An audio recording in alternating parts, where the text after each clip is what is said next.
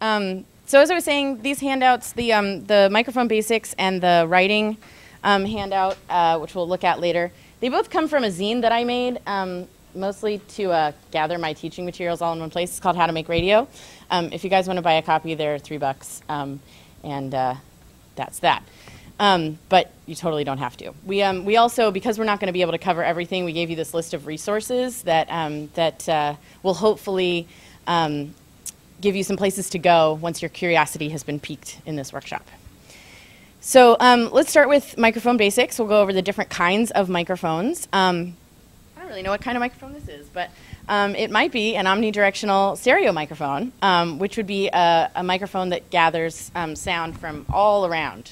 So it has that's its pattern, is it gathers sound from the entire area around the microphone. And that could be good if you want to get field sound, if you want to get ambient sound, if you wanted to get, the sound of a crowd or something like that, that you didn't necessarily need pinpointed, vocal sound of somebody talking. But if you needed that, and that's why this might not be an omnidirectional microphone, it might be a cardioid microphone. And we have one of those for you guys to play with. And it's basically a heart-shaped pattern that goes right above the microphone. And so it's a little bit more focused, so it's not going to gather the sound from everywhere around. You're still going to get that sound, but it's going to sound far away, and you're going to get the vocal sound right up close. You can tell when you're listening to it, and when you're out shopping for a microphone, that's what you'd probably want for like interviews. All of our mics at OPB are cardioids, I think. Yeah. Yeah, so right, if you're looking for a good microphone, I've had the same microphone that I bought for $150 like 5 years ago, and I've used it for almost every interview that I've done in the field over the past 5 years, and it served me very well. It's just a little basic cardioid mic, there you go. Do you want to say something about mic? Yeah, actually, I wanted to add one kind of mic into this, is directional microphones. And I actually brought a directional mic. So it's also known as a shotgun mic, and essentially this is the intelligence part of the mic. This is the ear part of the mic, and it's a series of directional microphones that allow you to actually capture sound in a specific direction. So this is good for long distance coverage or sound effects or putting on top of a camera for distant shots. So there's that. Yeah, it's often used in video because you can hold it above your subject and record them pretty well without having the microphone be seen, which when you're recording just audio isn't really a problem.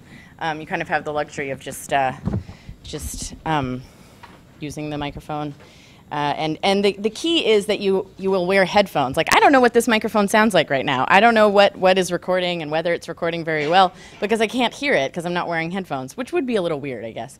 But when you're recording out in the field, you should always wear headphones. You might feel a little bit silly. I did it first, but get over it because you're gonna know what you're recording and you're gonna hear it in your headphones. And if something is going wrong, you're gonna be able to fix it immediately rather than getting home, listening to the sound and being like, wow, I wish I had fixed that. Because you just can't.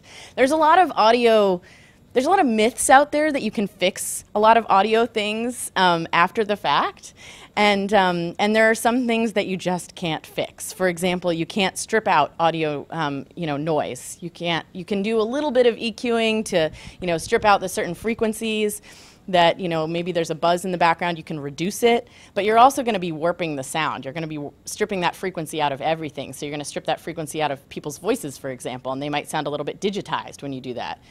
And if audio is peaking, which means that it's too loud, it's distorting because it's too loud, there's nothing you can do about that. So if you record something and the audio is peaking, you really just can't use it. So that's why you want to always wear headphones so that you can tell if that's happening. One of the things that wearing headphones is like having a pair of ears on your ears, and then the microphone is like actually the microphone is more like a pair of ears, if you will. And with a directional mic, it's almost as if you can take your ears and dimensionalize them, if you will. You can actually project your ears out into the distance, or you can bring your ears closer to you, and if you feel awkward wearing a pair of headphones, put them on, and then you'll change your mind because it's phenomenal. It's like when you're live out in this field, when you can hear something 100 yards away, like a bird pecking at a rock or something, it changes your perspective on sound completely. And when we say headphones, we're not talking about earbuds. That's not going to help you.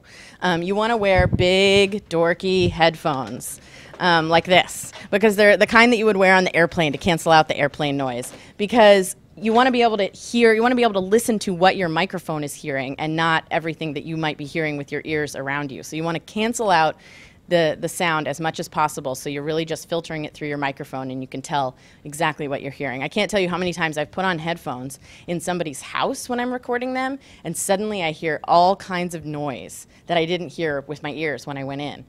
And I'm often asking people to like turn off their fridges and stuff. But as long as you remember to turn the fridge back on, that is a totally reasonable request. I recommend putting your keys in the fridge, and then you will not forget.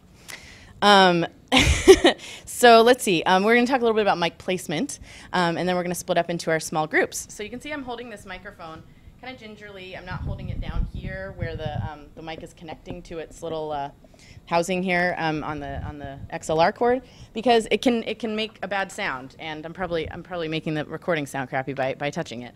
But basically, you don't want to fiddle with that. You want to hold the mic nice and firm up here.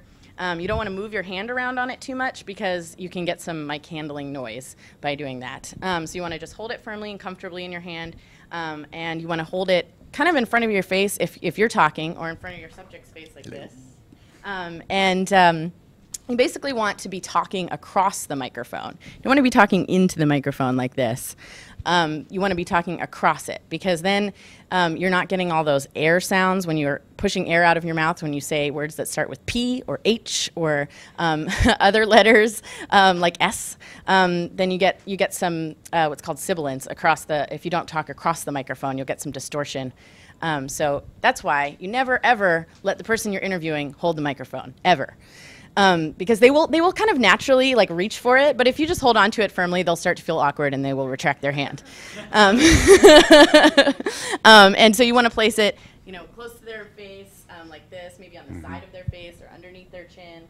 And you want to be sure to mic yourself when you're also interviewing, so that you can, if you need to, include your own questions depending on what you're recording. I think it's always good to mic everybody in the recording, including yourself.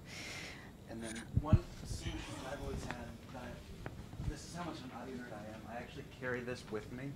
It's a table stand. It folds out like this, so that if you're interviewing someone, I always tell people to sit down. Oh yeah, go ahead. Sorry. I actually tell people to sit down, and we put this in front of them so they don't have to worry about the mic at all, except for they don't like to, but they think of it as kind of an obstruction in front of their face, so you always get it to the side, kind of as Julie was saying. But these work really well. Yeah, if you're doing a long interview and you have two microphones, I would recommend using a stand. If you're just going to be kind of doing a person on the street kind of thing, you can be holding the mic and doing that. All right, so let's split up into two groups, and then we've got a couple of different recorder microphone combinations that we can have people play with. Why don't we just split like down the middle here, and people in the back split down the middle there. I'll take the right one. Folks go that way, folks go this way, and I think probably we're going to turn off this mic.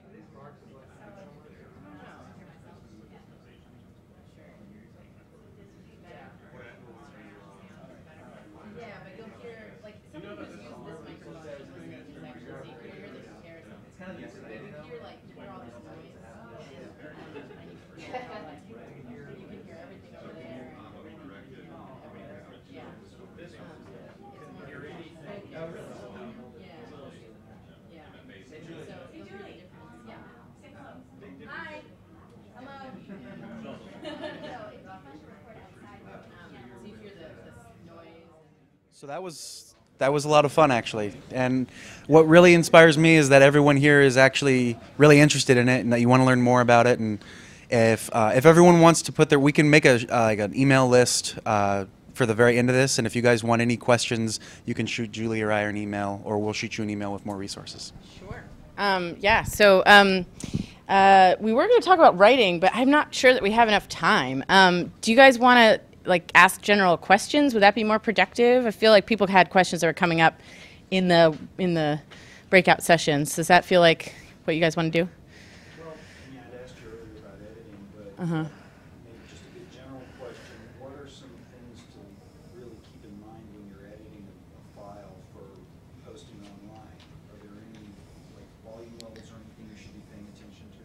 Sure. Yeah. Do you want to start with this? Oh, sorry. The question was, what are some good tips for editing audio before you post it online? I would say make sure it sounds good to you. That's the best thing. So make sure that it keeps your attention, so it's not too long. Just like video online, I think people's attention span for audio is not that long. Although it might be a little longer than video because they can do other things while they listen to it. But I would say, that's a good general one. And as I told you earlier, and this is on your information sheet thingy, under resources, Audacity is a great open source free editing program. It's a really good thing to start off with. So if you want to kind of mess around with editing some sound, that's a good thing to start with. Pro Tools is kind of the other end of the spectrum. It's the radio industry standard. I like to use it, but I really had to work up to that myself. So Audacity is a great place to start. And I know Emily Harris still uses Audacity at home. So yeah, there you go. Yes. I just naturally want to respond to somebody if I'm interviewing and kind of help them along and smiling and all that. And how do you find yourself when you're in sound recording? Do you keep yourself quiet? Do you not say yeah? Well, I just do it non-verbally. I understand that instinct, and I think it does help with interviews. People want to see that you're responding to them. I think when you're in person, it's pretty easy to, mic that other person and just kind of, non-verbally nod and smile and kind of let them know that you're listening without making noise. Does that make sense? Yeah. No, because chances are you'll talk over them, or you'll be off mic and there'll be a weird sound that the listener's not going to understand because they weren't there and they didn't see the setup. So I would say, in general, try to be really quiet. Yellow shirt person in the back. I do some editing in Audacity, but I'm not much, and it seems I get confused about. Is there an alternative that's easier to use that has the functions that you need? I don't know. I kind of think Audacity is kind of one of the easiest, but what do you think? When it comes to free software, Audacity beats them hands down. But when it comes to cheap, quote-unquote cheap paid software, I use Audition, Adobe Audition, and it's very intuitive. I mean, it took me about a week to really get a sense of the tool, but it flows, let's just put it that way. Everything kind of is bubbly and it moves very well, and it fades in and fades out with just by moving an audio piece. So if you're looking to invest in an audio editing suite, Audition is what I recommend. And does Audition come for Macs, or is it just, sorry? I believe it does. I own They just started releasing. Okay. And Yeah. I'm an admitted PC, so. I'm a Mac person, so. But I would just say that I started on Adobe Audition, and it is a great editing software to start with. And I think it is actually kind of analogous to Word. I don't know if you agree with me on this, but I think if you know how to use Microsoft Word, it's not that hard to sort of translate those skills into using Adobe Audition. That's just a weird thing that I think. Yes? What's the easiest way you all have found to export a podcast from your computer to a website? Well, here I'm going to just speak about a pet peeve of mine, which is that if you're exporting it to a website, it's probably not a podcast. A podcast, by definition, is something that is fed to an RSS feed that people can subscribe to. Oh, okay. Sorry. It's just it is a pet peeve of mine, not to pick on you, but that people often will have a blog where they post MP3s, and it might not have an RSS feed, and they're calling it a podcast, and that annoys me. But if you are exporting, I think it depends on your editing software. Maybe you're best qualified to answer this. If you're using Audacity, it's got something called the lame encoder, and the lame encoder is the podcasters elite consider the lame encoder elite, or consider the lame encoder lame, and the alternative is the actual MP3 encoder that was invented when the MP3 was as a format invented, and that's the it's native to Adobe Audition. And I forget the name of it off the top of my head, but if you're exporting, MP3 is always my preference, if that's what you mean. You do want to use MP3 when you're posting to the web, otherwise you're going to have a giant file and it's going to crash your server. I meant more of the kind of nuts and bolts of it. Is it like a feed burner? Or I took a class. Do you mean how to actually get it onto the website? Yeah, what's the easiest way to do It really depends on what you're using. I would say, I mean, I use Dreamweaver. I just upload it to Dreamweaver, and then I have a player that I plug it into, and I tell it where the MP3 is. Kind of like uploading a photo. I would say it's very similar. You know, you're creating you're putting it in a certain place, and then you're telling your website where it is. And there is a great open source player that you can use if you're looking for just a way for people to listen to it.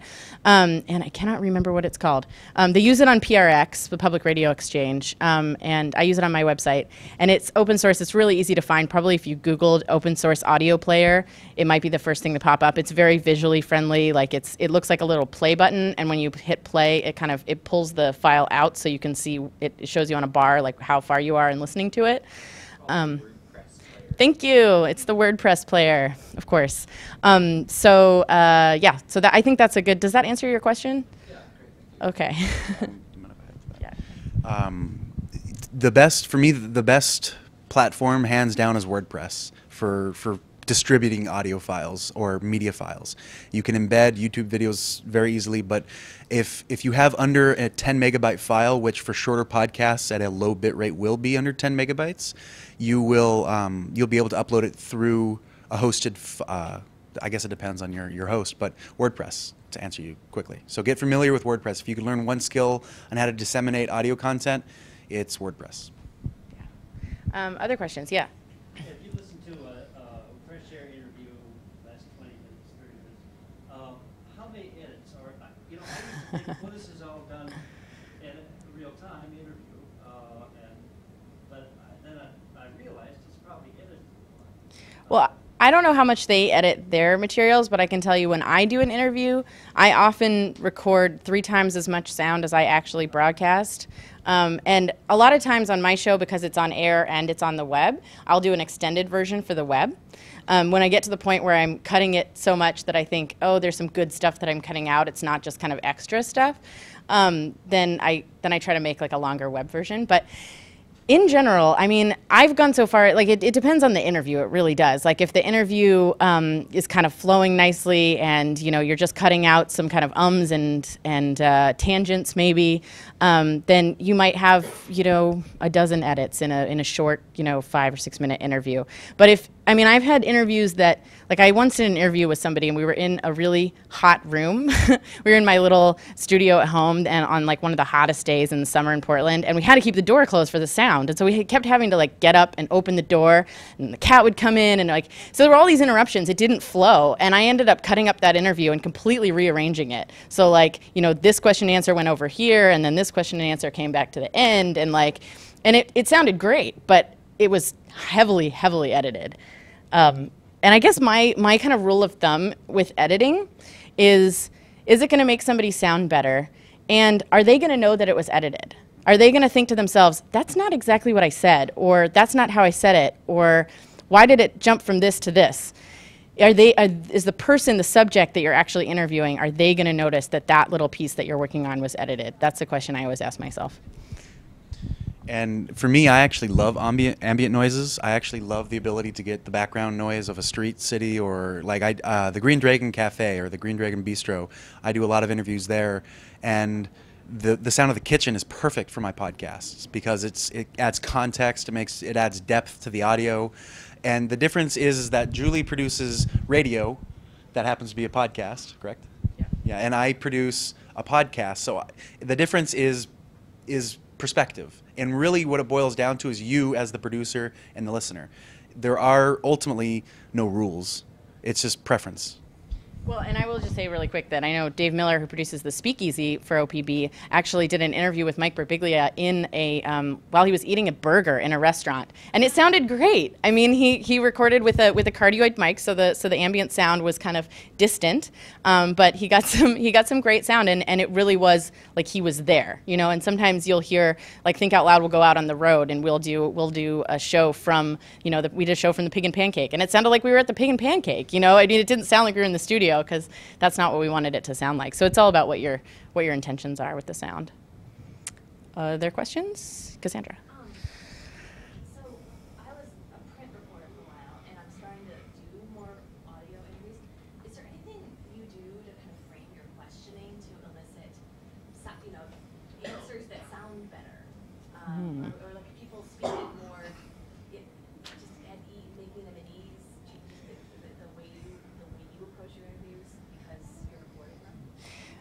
I think, are you talking about phone or in person? Either way, I feel like there may be a way of framing questions when you're Yeah. recording the answer, as opposed to when you're just, writing down snippets of what you want, what you need.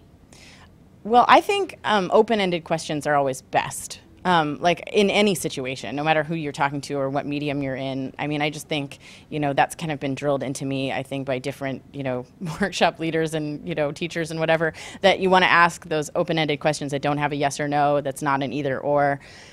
Because people are more likely to have an interesting answer, and they're more likely to answer in a complete sentence, I find. They're more likely, if you say, like, how was breakfast this morning? They're more likely to say, well, breakfast was like this.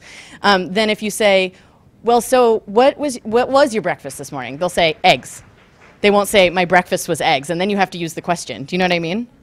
So I think open-ended questions are the way to go. And I think, I was saying this to Barry earlier, that as a print reporter, you do kind of have this luxury, especially if you're on the phone. And this works for, I guess, sound recording on the phone too. But if people are just talking to you, like even if you're taking notes, I think they sometimes have a comfort level that they're just not going to have with a microphone in front of their face. And so you just have to kind of, like, I always try to order my questions where I'm asking the questions that they really want to answer at the beginning of the interview, because then they're more comfortable answering the questions that maybe I want to hear, but they don't necessarily want to hear later. And that works great for pre-recorded stuff, because you can just cut out that stuff if it's not interesting. If you're like, I know they really want to talk about this thing, but I only really want this much of it, then you can edit it later. You can have them talk for 20 minutes about that thing they really want to talk about, and then by the time you get to your stuff, they'll be comfortable, And you asked me that question when we were in group, and the answer that I gave you was just project your confidence, your calmness, and then that kind of comes onto the person receiving it. Meaning, if I'm talking to anyone in the room and I'm interviewing you, if I'm calm and confident about what we're talking about, you'll catch on, and your energy will match mine eventually. So just kind of being good at what you do is basic. It's the basic. It's being ready and calm and confident. So. And I'll just end by saying that a lot of times when people come in for Think Out Loud, and they're going to be live on the radio, they get nervous. And, and I tell them, if they're really nervous, this is like my last resort thing to say to them. It's just, I wouldn't be talking to you, like we wouldn't have you on the show if we didn't think that you were qualified to talk about this. Like my job as a producer is to find people who can speak articulately about a given subject. And I picked you because you're good. And that really does, I think, kind of set people at ease. That helps them feel confident. It sounds like they're breaking up in there. So if you have other questions, maybe we'll hang out for a bit and you can ask us questions. If you do want to buy a radio zine, I promise it's not a wasted $3. I made those things for a reason. Thank you so much.